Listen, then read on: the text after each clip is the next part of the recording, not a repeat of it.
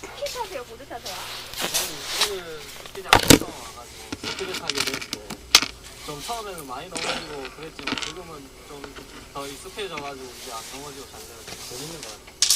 네, 모처럼 강원도 와서 눈도 보고 스키도 경험하셨군요. 스키로 가보세요. 보드 저는 원래 보드를 타는데 저희가 수업으로 와서 스키를 다 같이 타자 해가지고 지금은 스키를 타고 있습니다. 그럼 스키와 보드의 각각 매력은 무엇인지 좀 짧게 말해줄 수 있을까요? 스키는 말 그대로 스피드인 것 같고요. 보드는 멋있는 거? 한마디로 아주 깔끔하게 정리해 주셨습니다.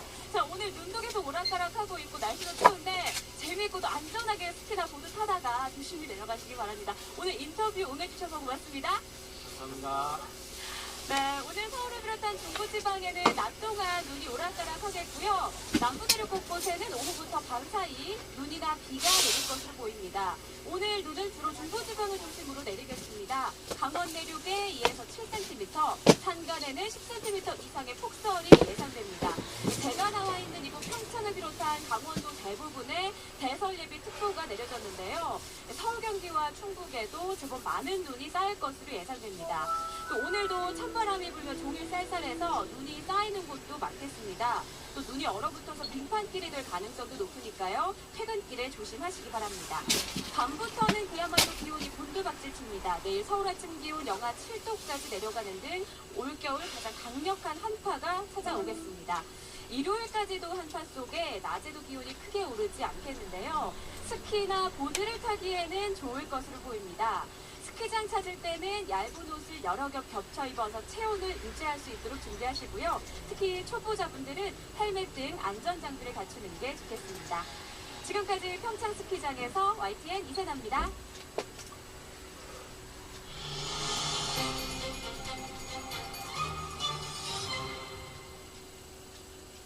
예, 보시는 것처럼 지금 서울에는 지금 눈발이 더 붉어졌습니다.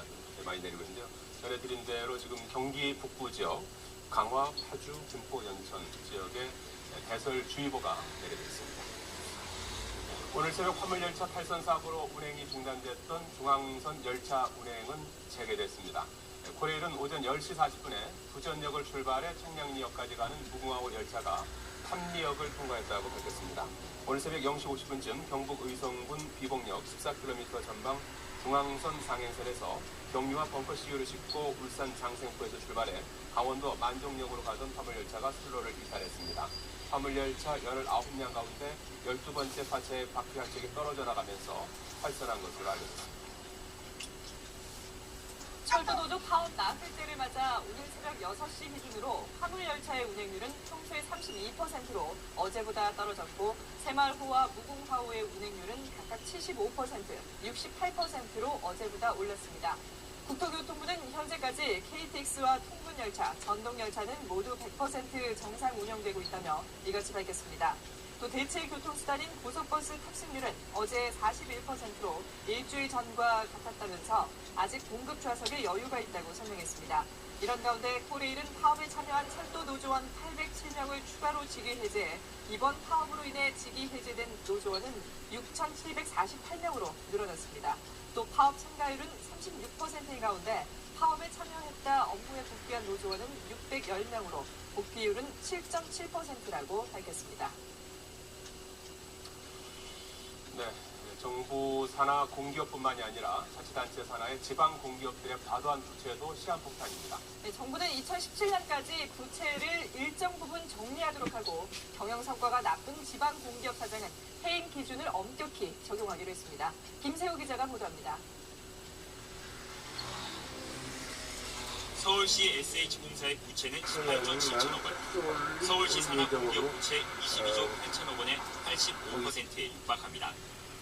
부채 비율은 350%, 지난해 적자만 5,350억 원에 달합니다. 대부분 마군지구나 공정지구, 부평 뉴타운 같은 대규모 택지개발 지구를 조성하면서 쌓인 빚입니다.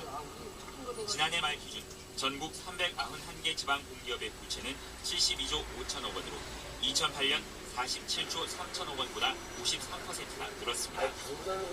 지자체 제안 이전에도 경영 성과가 좋지 않은 지방공기업 사장을 해임할 권한을 갖고 있었으나 구체적인 기준이 없었습니다.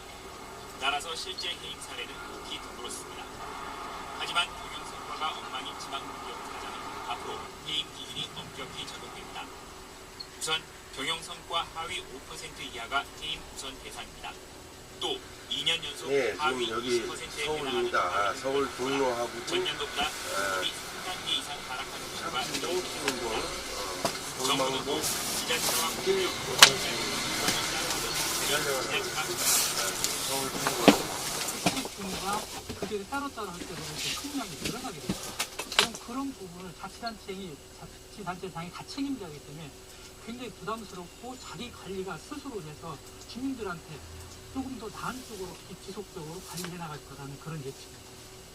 부채 감축 목표도 엄격히 적용됩니다. 이행하지 못한 지방 공기업이 사채를 발행하면 지자체가 추가 출자하도록 하고 추가 출자가 어려우면 사채 발행을 제한할 수 있도록 했습니다. YTN 김세호입니다. 네, 지금 여기 서울입니다. 서울 동로하고도 강화하겠다는 입장을 밝혀 동치운동, 동망동, 길, 촬영을 하고 있습니다. 서울 현경의 부의장이 이같이 말했다고 전했습니다. 김한수 부의장은 이 자리에서 대화와 협상을 통한 평화적 방법으로 한반도의 긴장 상태를 끝내려는 북한의 입장은 변함이 없다고 강조한 것으로 전해졌습니다. 김 부의장의 이 같은 발언은 북한이 노동당 정치국 확대 회의에서 장성택을 추천한 다음날 나온 예정으로 의회에 관심을 쏠리고 있습니다. 거기에 대비를 하셔야 될 것 같습니다. 숙청된 장성택은 대중국 광물 수출과 방산 매각을 주도하는 것으로 국민들이 내리고 있습니다. 측이 장성택의 죄목으로 밝힌 내용은 20가지가 넘는데요. 그 가운데 귀중한 자원을 헐값으로 팔아버리는 내국 행위를 주목할 필요가 있습니다. 조선중앙TV 보도 내용 먼저 보시겠습니다. 여기는 좀 돈이 내린데도 불구하고 국가 세종관의 체계를 혼란에 빠뜨리고 여기에 나라의 귀중한 자원을 헐값으로 팔아버리는 매국 행위를 함으로써 주체 천일과 주체 비료, 주체 비난한 공업을 발전시킬 때 대한 이디한 수령님과 우리 장군님의 유언을 완출할 수 없게 하였다. 네, 김일성은 유훈으로 광물을 절대로 내다보지 말라고 지시했지만 김정일 집권이 심각한 경제난을 극복하기 위해서 금을 비롯해서 각종 광물을 제공했는데요. 여기에 김정일 천하민, 장성택이 깊이 관여돼 있다는 겁니다. 네, 경제난이 악화될수록 엄청난 양의 광물이 중국으로 건너갔고 그 과정에서 부정 축제도 있었을 거라는 얘기입니다. 미국 뉴욕타임스는 자원 매각을 죄목으로 지목한 만큼 북중 경제협력에도 타격이 있을 거라는 전망을 내놓기도 했습니다. 그럼 과연 북한의 광물 매장량은 어느 정도일까요? 북한은 전체 면적의 80%가 산악지역입니다. 전체 광산은 700여 곳, 광물은 360여 종에 달합니다. 네, 민주당 오영식 의원이 한국광물자원공사 등으로부터 받은 자료에 따르면 북한의 지하자원의 전체 가치는 6천조에 이릅니다. 남한이 보유한 지하자원의 무려 24배에 이르는 규모입니다. 네, 주요 광물을 보면은 시멘트나 마그네슘의 원료지만 남한에서는 전혀 나지 않는 마그네사이트의 매장량이 33억 톤으로 세계 3위입니다. 또 중공업의 근간이 되는 광물인 철광석 보유량은 24억 톤으로 세계 11위, 인산흑연은 1,400만 톤으로 세계 2위의 매장량을 자랑하고 있습니다.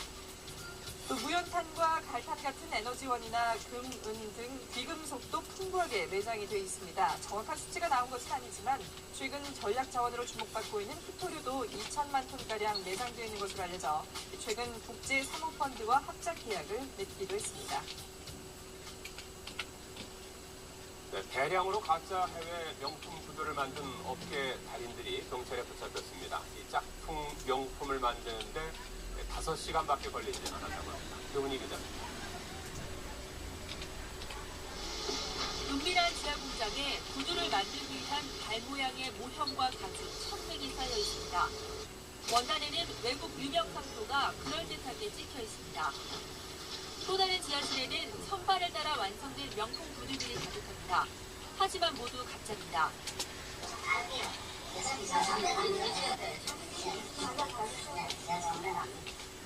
이런 짝퉁 명품을 만든 건 50살 홍보시 등 구두 제조업자들. 모두 20년 이상 구두만을 만들어온 달인들이었습니다.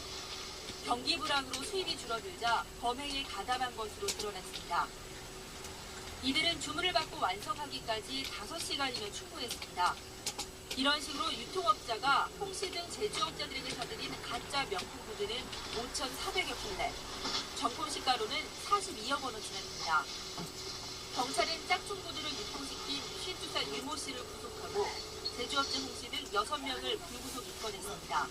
YTN 개훈입니다. 계모가 8살 딸을 학대 치사한 사건을 수사하고 있는 울산 울주경찰서는 딸의 친아버지 46살 이모 씨를 아동복지법 위반 혐의로 불구속 입건했습니다. 경찰은 이 씨가 계모 박 씨로부터 딸이 폭행과 학대당하는 사실을 알면서도 보호하지 않은 데다 학대 사실을 신고받은 아동보호기관의 성남조사 거절한 혐의를 받고 있습니다. 경찰은 또 신고 의무자인 문성원 사연자 등 7명을 아동 전문기관과 울산시의 통보에 적절한 조치를 내리도록 했습니다.